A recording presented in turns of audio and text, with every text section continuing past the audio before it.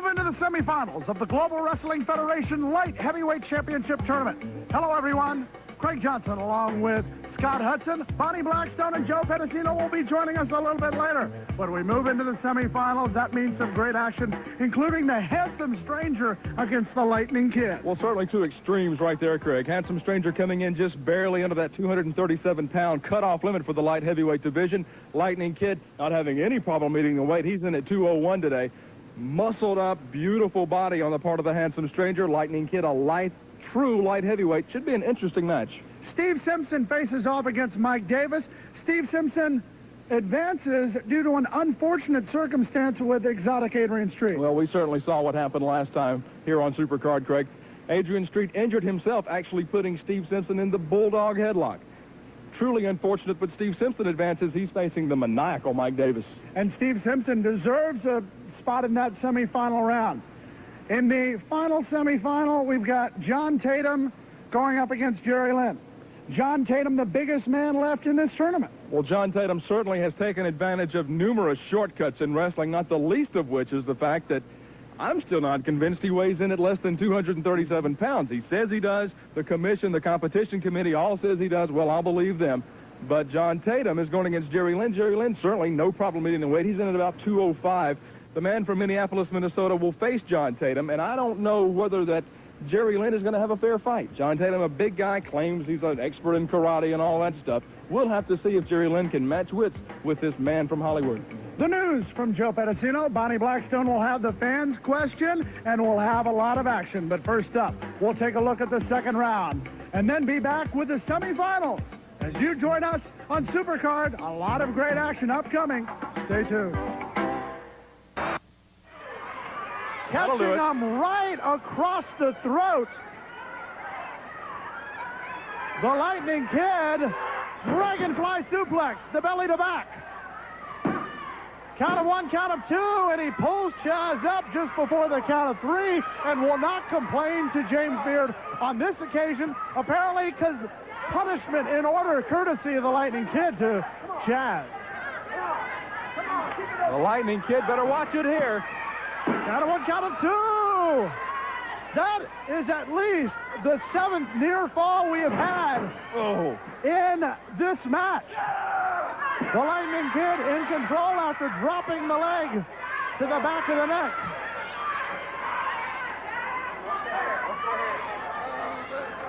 And the Lightning Kid better remember something here, Craig. This is a tournament.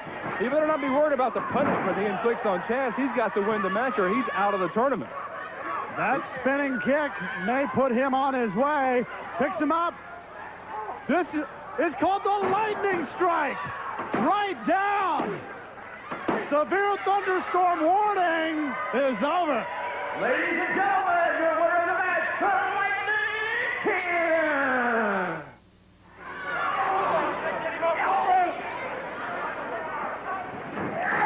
The Stranger sent into the ropes, nailed with a clothesline.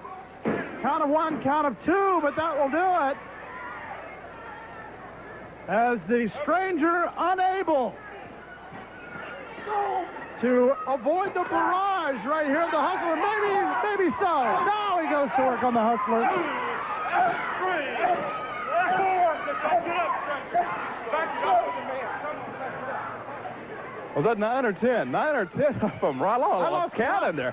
9 or 10 of them right into the top turnbuckle from the Handsome Stranger. And Rogers, using that experience, fights back. Rasta the Voodoo Man escorted away very quickly. While the Handsome Stranger trying to get his wits about him. Has him up for the suplex, locks it in. 1, 2, 3. The Handsome Stranger gets the count of 3 and gets the victory. I think he might have even tried to go after the hamstring there. Now trying to take the wind out of Brian Adias with his shoulder blocks. Adias precariously perched. And now shoved off by Mike Davis. Over the last few weeks here on Supercard, Craig, we've seen the Global Wrestling Federation television tournament, which ended really, really well, I would say, for our side, being the Patriot now, the Global Wrestling Federation television champion. Going to be the same thing here in the light heavyweight tournament. 3 men will enter the final round. There will be a toss of the coin, with the winner of the coin toss receiving a bye into the actual finals. The other 2 men will wrestle each other to determine who wrestles the man who received the bye. This is a European-style tournament. Thus, you have 3 finalists instead of 2. Both of these men would like nothing better than to be in that final round. Right now, it looks like Mike Davis may be well on his way if Brian Adias can't mount the comeback. Adias, well versed in track at the University of Texas at Arlington, runs a lap around the ring, trying to get out of that predicament, and Manning didn't see. Was that a count of 3 or not? Yes, a count of 3. Gets his wits about him, and Garvin catches him on the side of the head with a clothesline. I thought that Tatum might have caught Garvin too, but Garvin seems to be shaking out the cobwebs. Both men really reeling after that collision. Garvin coming out just a little bit better than Tatum. You can see there Garvin up and about. Tatum just barely now moving to his knees and his feet, and here's Tatum comes in, but Garvin catches him. Tatum into the elbow. Count of 2. And John Tatum able to escape. Garvin climbs the ropes. You can count along with the fans on this one.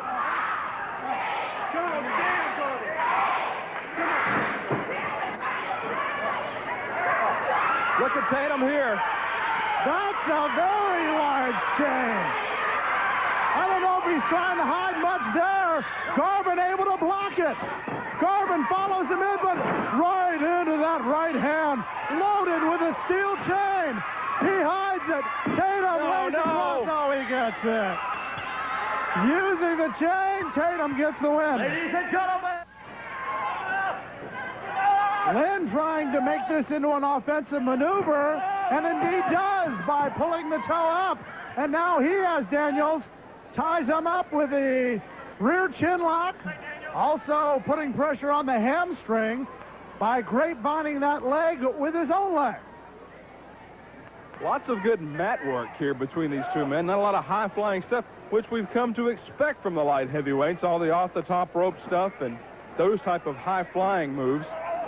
This match, just good mat work, mostly on the mat, counter moves, leverage moves, pressure moves.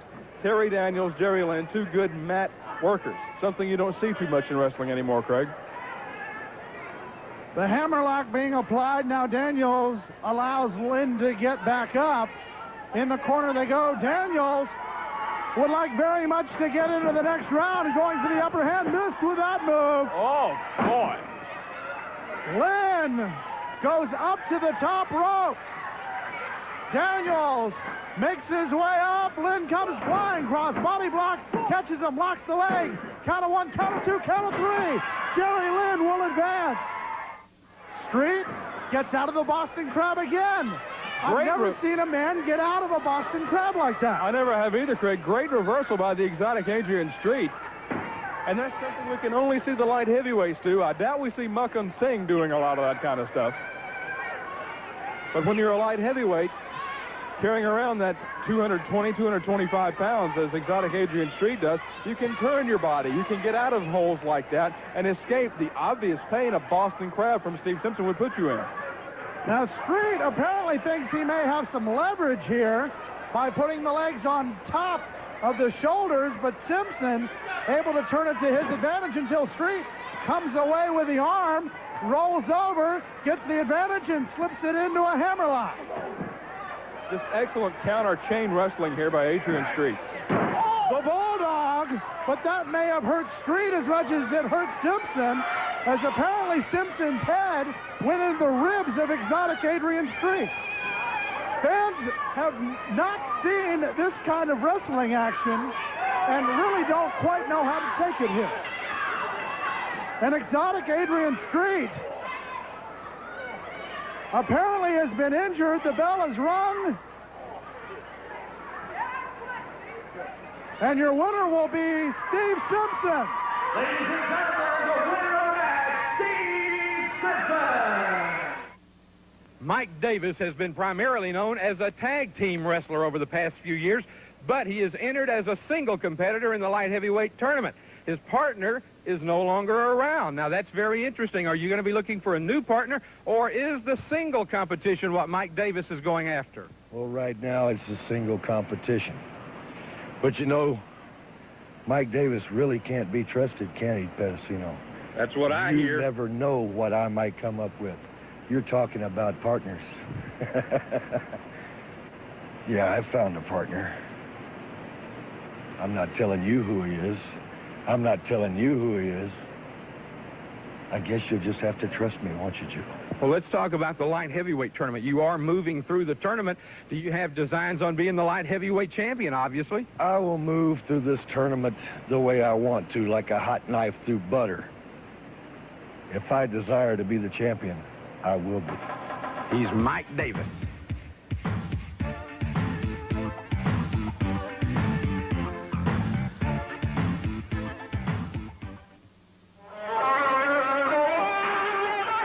Meeting and greeting the ladies around the ring and down the aisle. The handsome stranger from Monte Carlo getting set for a date I don't know if he's looking forward to with the Lightning Kid, but right now it's time to romance around the ringside. It is a mob scene over there, Craig, where the handsome stranger came down the aisle toward the ring. Boy. Matter of fact, everybody's so packed around the aisles whenever this man comes to the ringside that sometimes people leave second row seats to make sure they're over there when the handsome stranger comes down or leaves the ring. Well, the handsome stranger certainly is a handsome one, and he's a stranger to all that see him because he wears the mask. We don't know who he is or what his background is. The Lightning Kid says, "I'll take that mask off you." Well, the Lightning Kid has this propensity to concentrate on just about everything other than winning the match, and this is a tournament. But I tell you, the Lightning Kid has been quite impressive, as has this man. With a smile, well, that's no smile there. He says, just bring it on. Here, let me show you a physique.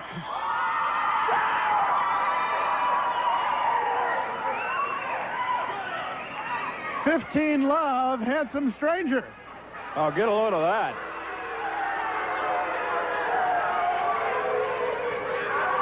Well, the backhand volley by the handsome stranger, or by the Lightning Kid, and it's 30 love, handsome stranger. And I said, I guess the Lightning Kid claims, no, he's going to throw the lob back.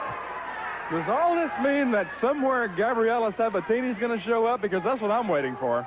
Well, let's see. The overhead smash. Oh, boy. 40 love, stranger. Well, in this game of physique tennis, I think the stranger may have won the set. But will he win the match? That's the key. Well, he's got a set of guns on him that just won't quit, and there they are. They're on both fired display. at the same time, yeah. And the Lightning Kid claiming to James Beard that his hair was pulled. There's not much hair on the Lightning Kid, the stranger with lots of hair that I think the ladies like a lot. They want to run their fingers through it, I would say. The handsome stranger now getting the crowd involved in the match. This is semifinal action in the Global Wrestling Federation Light Heavyweight Tournament. We've seen some great matches in the tournament. Lightning Kid with victories over Chaz and Bubba Fangman thus far. The handsome stranger with victories over the Hustler Rip Rogers and the Dog of War, Butch Blackheart. And I don't mean Dog of War as some kind of personal insult to that guy. That's what he calls himself. Handsome stranger dispatched of him right quick, and as he did, the Hustler Rip Rogers to enter this semifinal event. Look at this while you're looking at your notes. The Lightning Kid has said, check, please. I'm out of here. Good night. Drive safely. And the Lightning Kid may be taking himself out of the tournament. Let him leave. And there he goes. The handsome stranger It looks like we'll go on in the tournament. No, the Lightning Kid has changed his mind, I think. He said, I came down here for a reason. That's to win the title.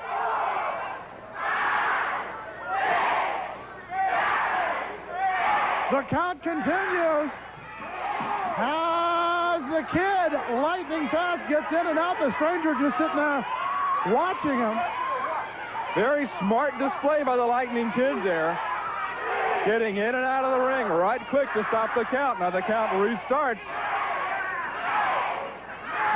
The Kid into the ring. Barely. And he gets back out. And the Lightning Kid does not want to take any chances. This guy's got more styles than the Global Dome restroom.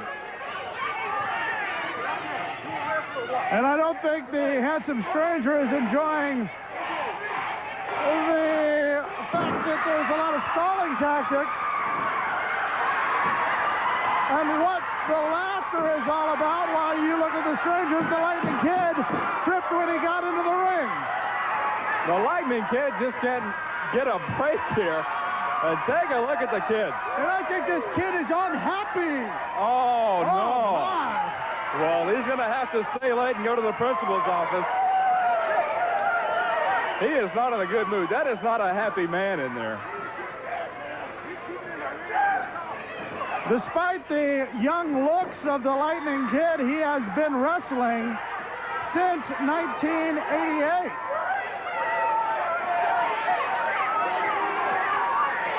Both in the United States and in Japan. A lot of his matches in Japan were in the various halls, not necessarily in the arenas, but just in the training halls of Japan. Now, the Stranger says, you want to test the strength? I'd much rather get into the match. The handsome Stranger with a flying clothesline. Wow, what a job by the handsome Stranger. The clothesline to the Lightning Kid sends the Kid into spinning convulsions in there, and the Kid is now pleading, pretty much pleading for his career, and gets no mercy from the Stranger. The Stranger picks him up and sets him down. Count of 2. The Kid kicks out. Fans, we have to take a break. We'll have more action. Don't you go away. As we return, the Lightning Kid reverse the armbar on the handsome Stranger. The Stranger returns the favor. Using those thigh muscles to his advantage and almost getting a 3 count. Oh, that was so close to a 3. That was a 2 9/10 if there ever has been one. And that was 2 8/10. He's getting better. The Kid set into the ropes. Drop kick by the handsome Stranger. And the Kid, worried about his facial features, the Kid puts the boot on the rope.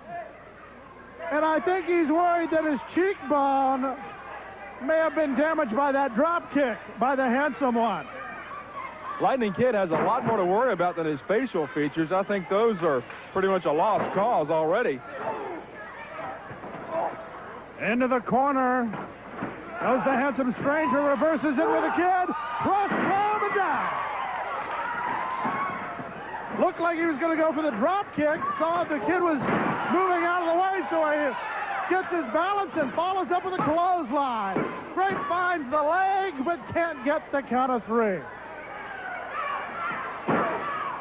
Handsome Stranger really putting it to the Lightning Kid now. The Lightning Kid's smaller of the two by a good bit here. And there's where being small is an advantage. The Stranger misses with the shoulder, and making his way down to ringside once again is Rasta the Voodoo Man. Oh, boy, there's a good look at the man from Jamaica. A double date that the handsome Stranger would rather not be on. The Lightning Kid and Rasta the Voodoo Man. The Kid in the ring, the Voodoo Man out.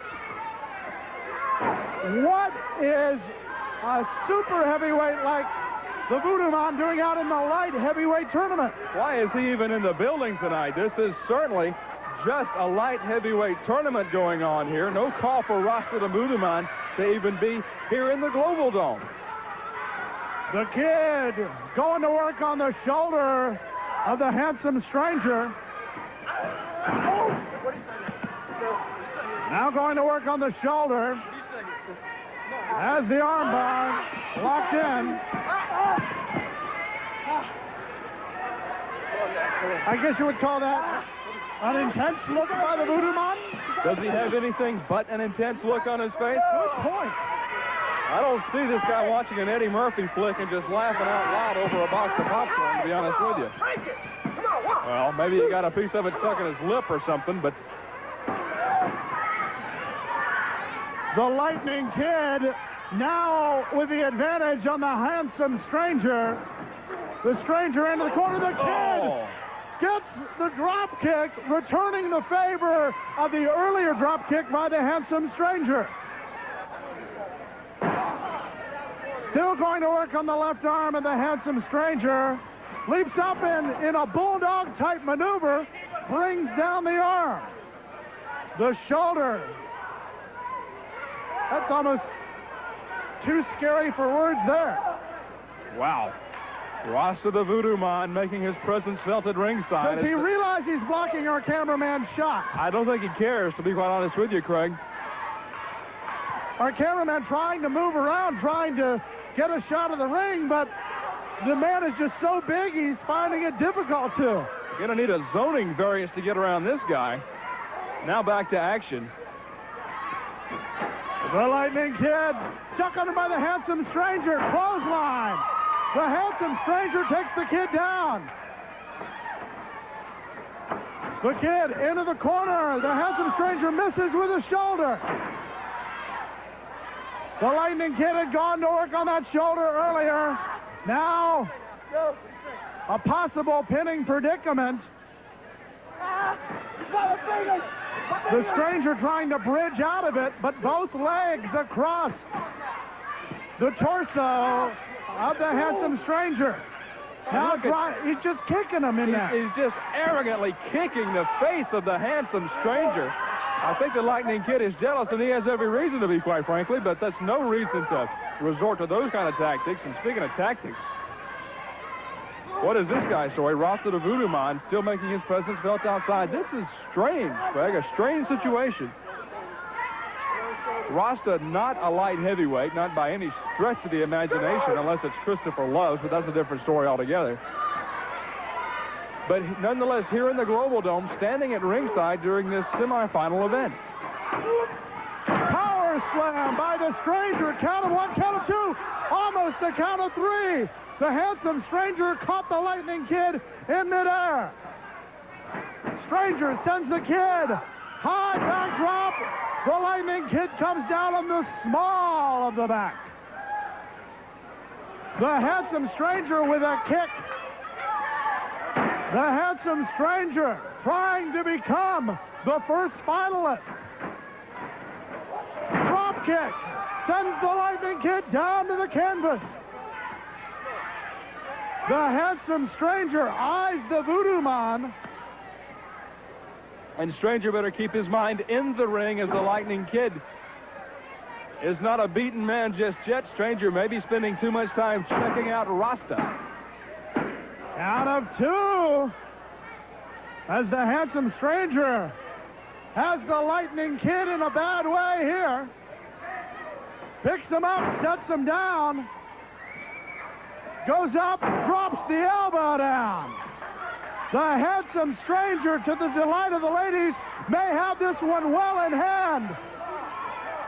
Up to the top rope goes the stranger.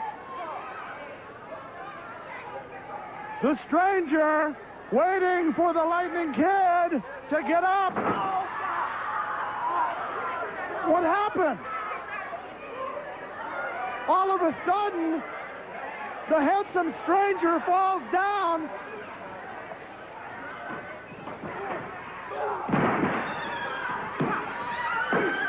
Leaving an opening for the Lightning Kid. Rasta the Voodoo-Man makes an escape. What in the world? What happened? What in the world is going on, Craig? there's some sort of mist or dust or something. Handsome Stranger loses to the Lightning Kid, who will go on. The Stranger saying there's something wrong with his side. Lightning Kid. This is strange.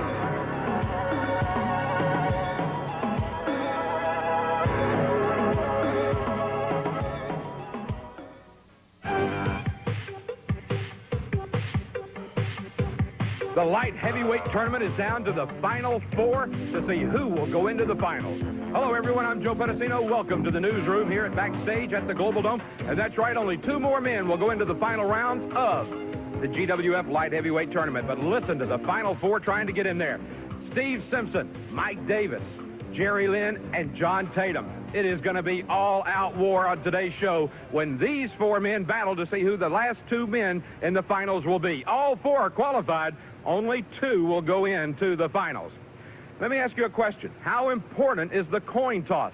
The GWF is the only federation that uses a coin toss when it gets down to the final 3 finalists. The man who wins the coin toss, the odd man, is literally out, but he's out until the finals. He gets a bye. The Patriot lost the coin toss and had to go into an extra match, but he won the tournament. So therefore, how important is the coin toss? I think it's very important, and I'll tell you why.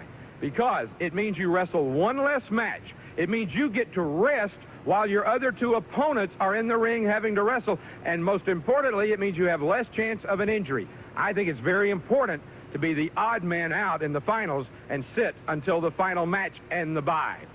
We want to talk right now about the Great American Bash in WCW. That tour is going on. One of the interesting things that's going on in this is it seems that every night Paulie Dangerously and Missy Hyatt seem to be involved one way or another in some sort of confrontation. So far, Missy Hyatt has had the upper hand. Now, my question is, what is on Paulie Dangerously's mind? It seems like he can't keep his mind on the match, if you get my drift.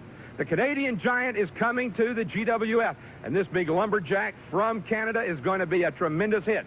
He is a very special lumberjack. He's into conservation. He is more interested in planting trees and renewing the wildlife than he is in chopping them down. And we'll be talking more about the Canadian Giant next time on the newsroom. Till then, I'm Joe Pedicino.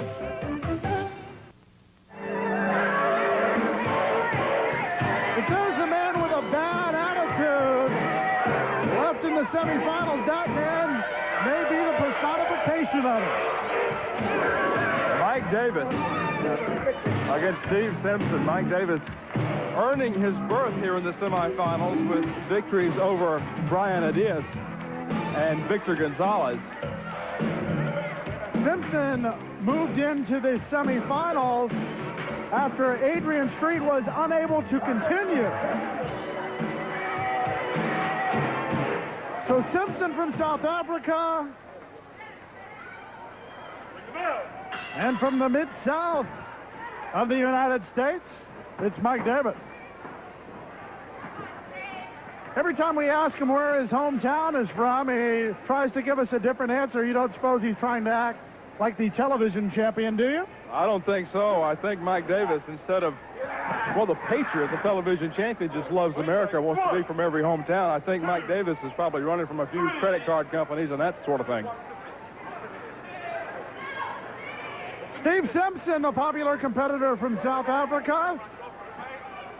Well-versed in the freestyle moves, as we saw in the match against exotic Adrian Street. And Mike Davis just likes to fight. And we've stated earlier, Craig, that not to bring politics into the world of professional wrestling again, but the policies of South Africa as a nation kept it out of the Olympics and most major amateur wrestling competitions and amateur sports competitions over the last few years.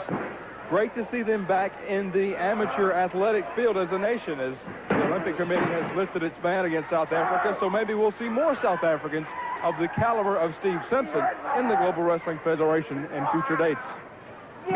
Simpson with a nifty move there that you would only see in professional wrestling, with the freestyle wrestling not having any ring ropes. That's not such a nifty new move by Mike Davis. That's just a shortcut. Mike Davis, a connoisseur of shortcuts, probably has all the shortcut videotapes from Time Life books, if such a thing exists.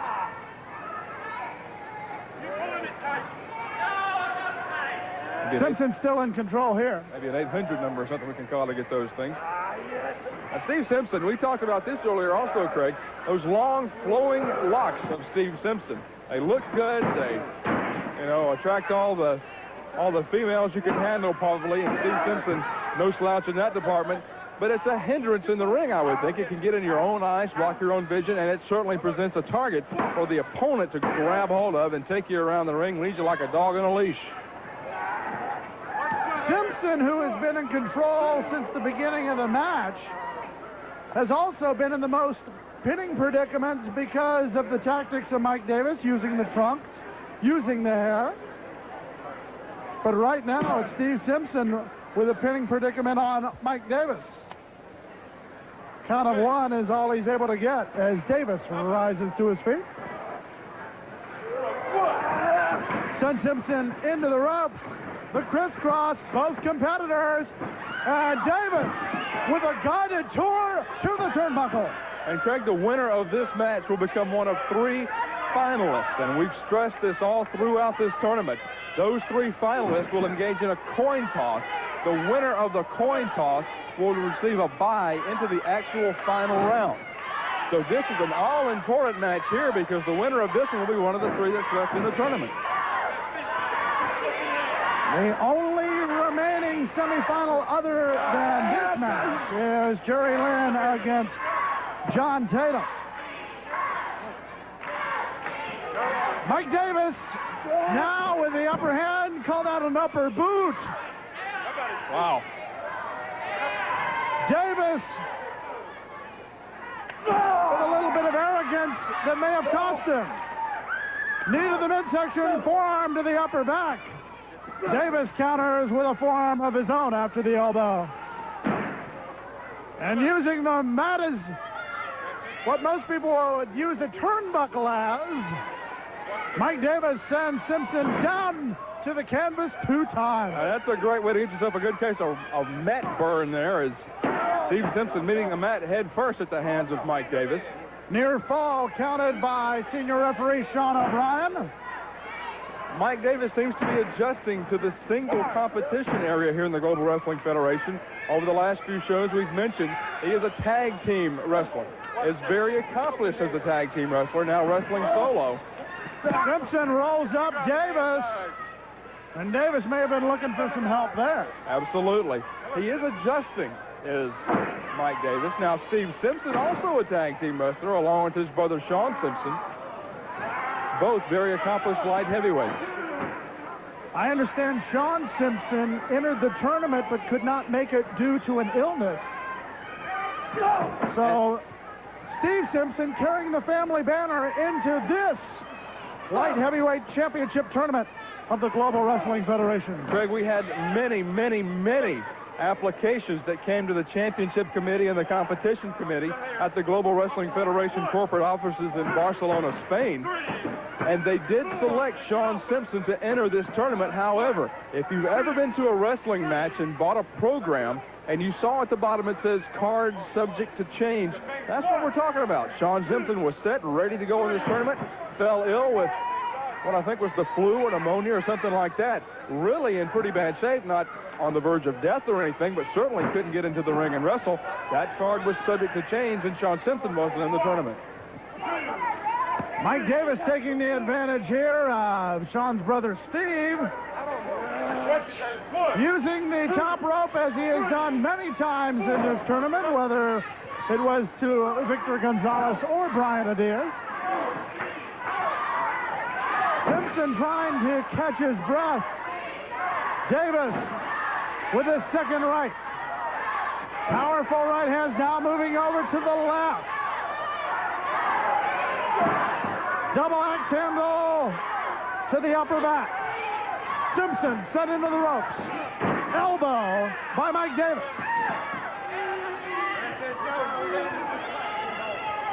Mike Davis with the advantage after Simpson had tried to wear him down early in the match. And you can hear those punches there.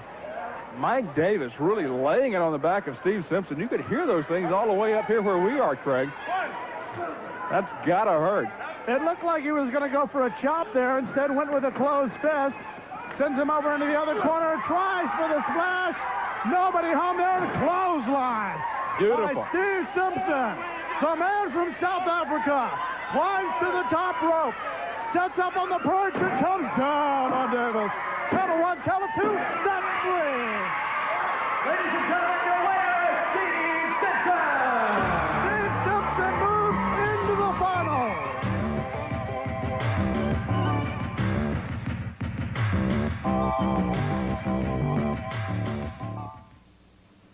I'm here with one of the most unusual competitors in the Global Wrestling Federation, the exotic one, Adrian Street. Adrian, you have been a champion all over the globe, but it seems to me that you seem to be having some problems here in the United States and North America. Yeah, I've been running over in my mind. I just can't sort of imagine, exactly what it could be. I've been having, well, you know yourself, I've been having fantastic success in Europe. I've been spending a lot of time over there. I've been winning all my matches.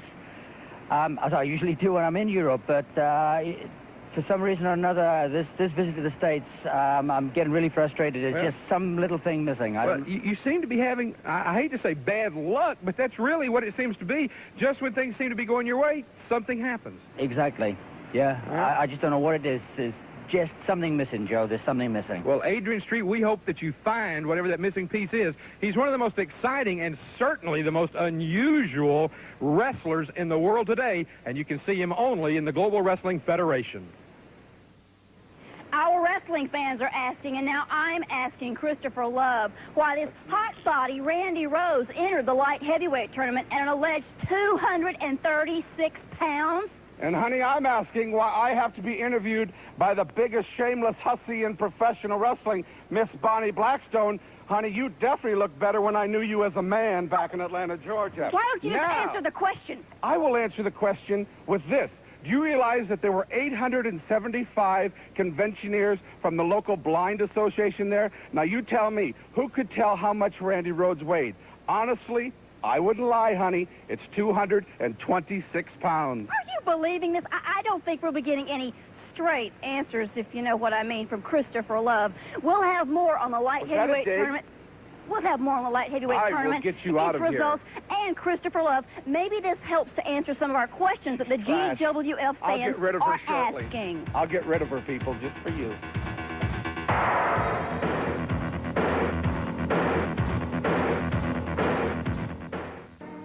Tatum's career has been brawling, fighting, and above all else, crying and making faces in there. That's his basic offensive weapon, and I'm truly offended by it. I don't mind telling you. A close-up look at John Tatum. Tatum into the semifinals with wins over Chris Germany and a controversial win using the chain over Terry Garvin. And Jerry Lynn reaching the semifinals with victories over Private Terry Daniels and over Randy Rhodes. And remember that Randy Rhodes victory a few shows ago, Craig, with 226 pounds, I think he claimed to be. And imagine, if you will, the start of the match being now. And the end of the match being now. That's how quick it was for Randy Rhodes to take a shower, if you will. Oh, look at this now. John Tatum daring Jerry Lynn to hit him. That's not a smart move.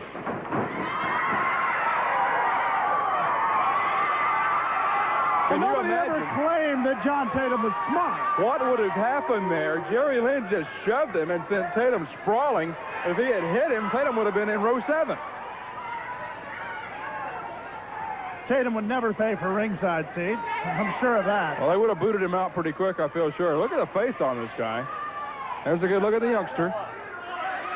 Jerry Lynn. Jerry Lynn's pro wrestling background goes back about 4 years, but an impressive 4 years it has been, including a championship in the upper Midwest in the heavyweight category. So this may tell us that he might be ready for Hollywood John Tatum. He certainly appears to be ready. He is well proportioned as Jerry Lynn. He's coming in about 205 in there. And John Tatum now claiming, or was a few seconds ago, that Jerry Lynn pulled his tights. I highly, highly doubt it. But John Tatum will get all the mileage he can out of it to avoid locking up with Jerry Lynn. Jerry Lynn standing perplexed. Hollywood John Tatum trying to make a stand with senior referee Sean O'Brien, pleading his case.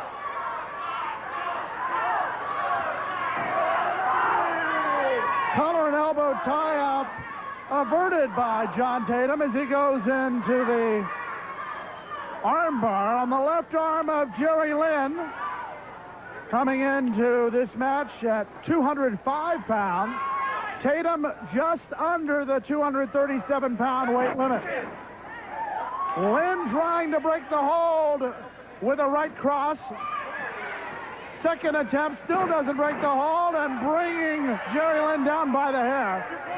And Jerry Lynn claiming that to Sean O'Brien, senior official here in the GWF, that his hair was pulled, and O'Brien has no recourse if he didn't see it. He just has to ask John Tatum. John Tatum, of course, being Mr. Honesty, denies it.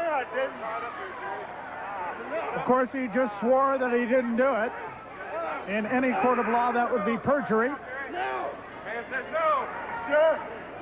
But having the advantage right now. The double arm bar.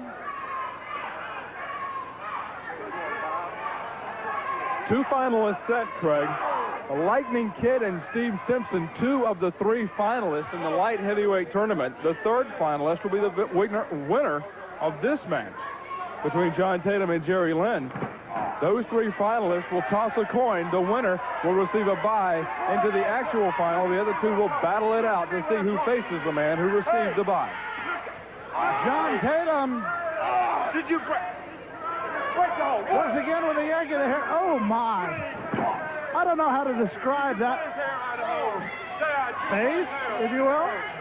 Trying to rearrange the looks of Jerry Lynn. Shot to the pectoral muscle. Lynn comes back with one of his own. A face-off until Tatum tries to take the face-off. Something very familiar to Jerry Lynn, who hails from the home of one of the Stanley Cup finalists, the Minnesota North Stars. Lynn ducks under, two chops, cross-body block, but he missed. Experience the key right there as John Tatum anticipated the move of Jerry Lynn, and you didn't see Tatum drop. You saw Tatum just kind of lay back, almost kind of a limbo dance type move there, and let Lynn just fly right over him, and Lynn much the worse for the wear on that move. So Hollywood John Tatum, who has been in control for the majority of this match, trying to become the third finalist in the tournament for the Global Wrestling Federation Light Heavyweight Championship. There's the elbow into the midsection two times. Ducks under the punch, and there's the judo kick, savant kick, if you will. Oh, I don't know. He claims he's a 52nd degree black belt in karate. I don't think they go that high, but that was a pretty impressive kick that has dropped Jerry Lynn.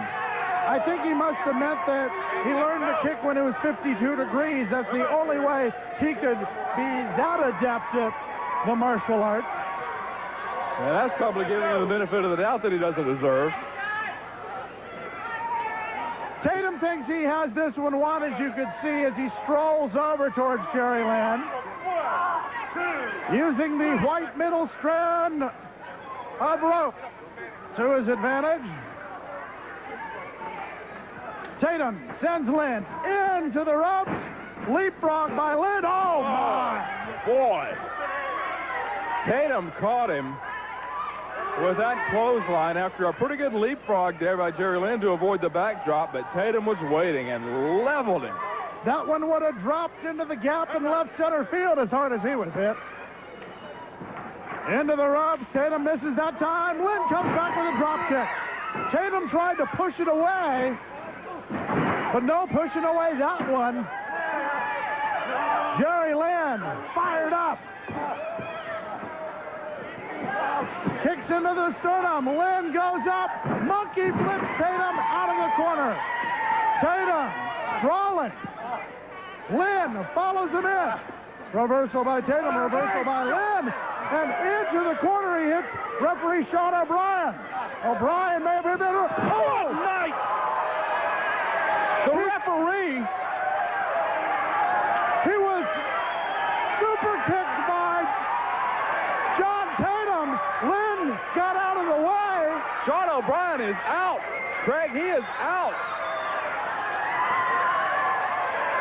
You couldn't anticipate that if you were an official. Look at the glassy look in Sean O'Brien's eyes, Craig. Look at the perplexed look in John Tatum's eyes. Oh, my goodness. He can't get a 3 count if there's no referee to count it. Do they address this in the rule book? Sean O'Brien just leveled. Now here's another official, James Beard, in to check on Sean O'Brien. He calls for the bell. Now what's the decision here? James Beard saw it from the back, he said, and gives Jerry Lynn the victory. Tatum goes after Lynn, but it won't do any good. Jerry Lynn goes to the finals. Ladies and gentlemen, the winner of the match, Jerry Lynn. Well, admittedly, fans, I'm a little nervous with Rasta the Voodoo Man, but first of all, I'd like to know, what is the stick all about? The stick. I'm not having a look, Scott. Rasta, it's an impressive-looking apparatus that you bring to the ring there, and the facepaint very impressive. What's the significance of the colors and the design there?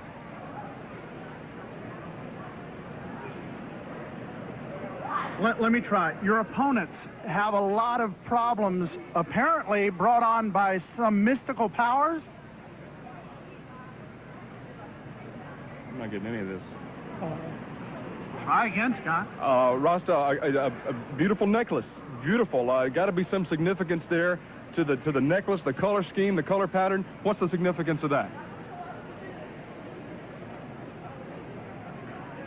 Well, I got to tell you, this may be the longest interview because I understand we have some more time. So let's talk about the design on the chest.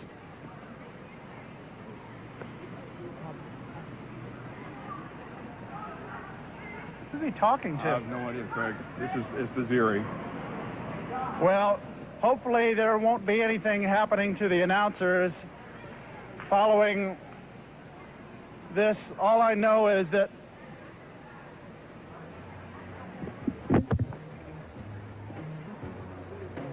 folks, we've had a lot of great action on Supercard, but right now, we better go. For Joe Pedicino, Bonnie Blackstone, Scott Hudson, I'm Craig Johnson. So long, everyone.